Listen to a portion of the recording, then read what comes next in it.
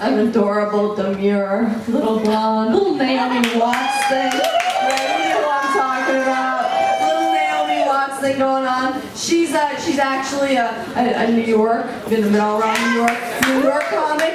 So let's give a big LA welcome. Actually, no, scratch that. I want warmth and love and support. This next lady. I want you to give it up for a really adorable girl gonna take the stage. Let's hear it big time for Kezia Norton.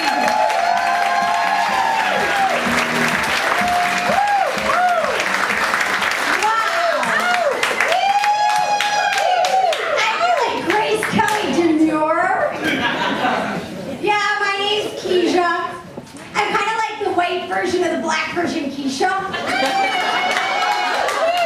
when I was little, it was not cool to have a different name. Like, a typical response to my name was, "That's weird. Keisha sounds more like a skin disease."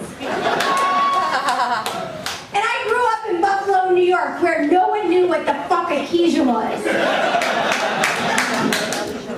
The first day of kindergarten, the teacher took one look at me and said, "Honey, is Keisha a girl's name or a boy's name?" "A girl's." "Are you really a girl?" "Yes, I don't have a tallywhacker." "I see. Well, your mommy should have named you Susie so people would know you're a girl." "Well, at least I don't smell like kitty pee." After that, I wore a skirt every single day to school. My skirts were my gender indicator. They reminded the teachers what gym class to put me in and what bathroom I could use. And this confused me because I always thought I looked more like an albino monkey with buck teeth. Probably because I was a towhead and my nickname was Monkey Lips. But apparently to the rest of the world, I only looked like a boy with a buzz cut. Because I had this anorexic hair that would fall out of my head, and my mom would run after me and try to glue it back in. But I'd run faster, and she just gave up and shaved my hair off. And instead of ringing the dinner bell and yelling, "Dinner!" my mom would ring the dinner bell and yell, "Keisha, time for your scalp massage and placenta treatment!"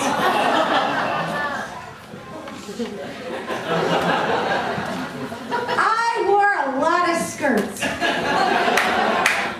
because I looked like a boy until I was 14. When my hair finally grew and my boobies didn't. Yeah, my body was working so hard to produce hair it forgot about my titties. So I started figure skating so that everyone would think I was a girl. I soon realized they just thought I was gay. It's a wonder I'm straight. Good God. And you know, I took lessons from an Olympic coach who liked to fuck young boys. And he got so mad when he found out I was a little girl. His face got so red his freckles disappeared. And when I saw that happen, it reminded me of the mercury in the thermometer rising. So I nicknamed him Mercury Man. And Mercury Man found out that I had partied with the older skaters one time. By the time he showed up for my lesson, his freckles were gone. And I was in deep shit. He was like, "All right, spin, Norton." Spinning. Oh my God, I love spinning, but imagine spinning for 20 minutes straight when you're hungover. After my lesson, I threw up, and he was like, "Maybe now you'll think before you drink." And I was thinking, yeah, maybe now you'll wait until they're 18, Mercury Man. Yeah, and I realized that he didn't really think I was Olympic material because he didn't weigh me 3 times a day like the other skaters. He just told me not to eat. So I didn't. But I got a few good things from Mercury Man. I got a triple loop, a size 0 jeans, and a really therapist. I think there should be a rebate for bad coaching. If the coach messes with your kid, you should get all your money back to pay for therapy. Or a lawyer. Because then maybe then they'd only have sex with adults. So I teach figure skating now. And I like men my age. And I love teaching. It's so much fun, but there's something that's really pissing me off. Hockey players. Yeah, they're always stealing our ice time. Oh, hockey makes more money. Hockey makes more money. It's like, no, who sells the Olympics? Yeah, and they're always knocking over my students. And they stink. I smell them every day. And besides, my brothers played hockey when they were little and they stunk. The bigger they got, the bigger the stink. In fact, the stench became another member of our family. My brothers were like, Mom, hurry, Stench wants dessert, he's getting pissed.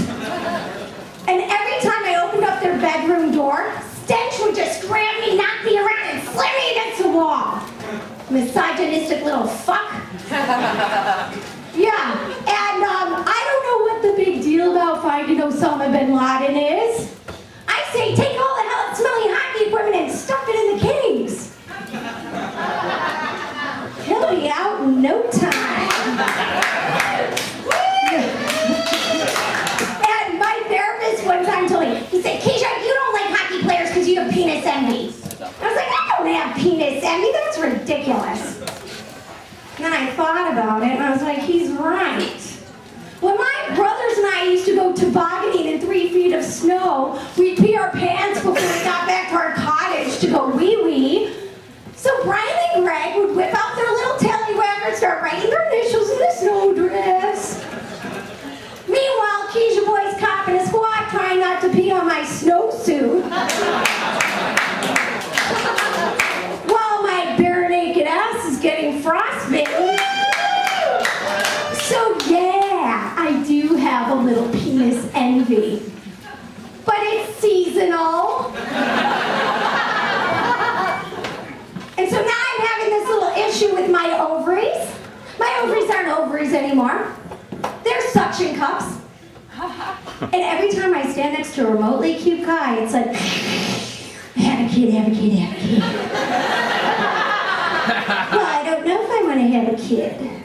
I believe in quality, not quantity. So I did something recently to help me find out my answer. I got a part-time job teaching preschool. Oh my God. Yesterday, I had Mount St. Helens out the butt, a sneeze in my mouth, true story, and to kill the bugs, I had a shot of rubbing alcohol, all before 8:30 in the morning. So do you know what I've learned teaching preschool? I've learned that teaching preschool is the most effective